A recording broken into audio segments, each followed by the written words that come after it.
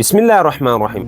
تیرو څو ورځو راهیسې د سوشل میډیا بعضې ایډیانې د یوې پیغلې او یو په عمر پوخ سړي په ډیر بد حالت کې د ثبت شوي ویډیوګانو لیدلو ته خلک رابلي. دا چې په ننني عصر کې د ټکنالوژۍ له برکته د خلکو عزتونو لیلامېدل ډیر اسانه شوي، نو موږ ته د یو پښتون او مسلمان په حیث څه کول پکار دي؟ ګورئ، دا چې زنا او ناجایزه تعلقات کبیره ګناه او څومره قبیح عمل دی، پر دې تاسې پوهیږئ. خو زه غواړم په هغه څه بحث ولرم چې موږ او تاسو ته متوجه دی.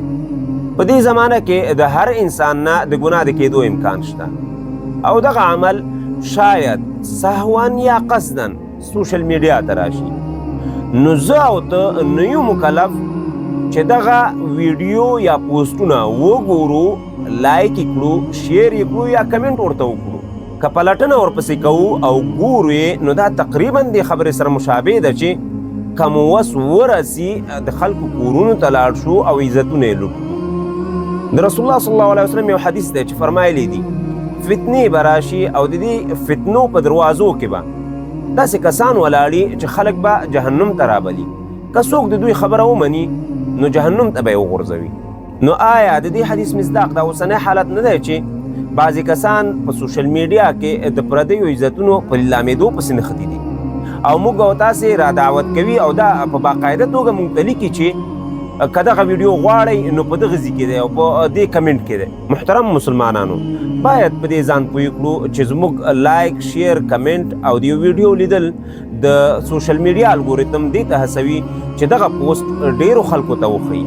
نو لطفا موږ او تاسې باید په مستقیم او غیر مستقیم ډول باندې په دې فتنو او ګناهونو کې شریک نشو. دغه ویډیوګانې ونه ګورو، لایک او کمنټ ورته ونه کړو او شیر یې نه کړو، تر څو د مسلمانانو د عزت سره مو غیرت کړي وي او ځانونه به مو د جهنم د اور نه ساتلي وي، ځکه چې الله عز وجل د دې آیاتونو د معنا مطابق موږ سره د ذرې ذرې حساب کوي.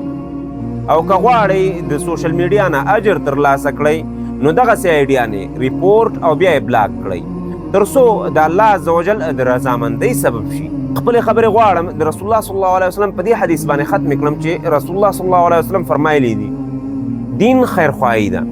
یو صحابي ترې پوښتنه وکړه د چا لپاره خیرخواهي یا رسول الله؟ رسول الله صلی الله علیه وسلم وفرمایل د الله دپاره خیرخواهي، د الله د کتاب لپاره خیرخواهي، د الله د رسول لپاره خیرخواهي، د مسلمانانو د مشرانو لپاره خیرخواهي او د عام مسلمانانو لپاره خیرخواهي.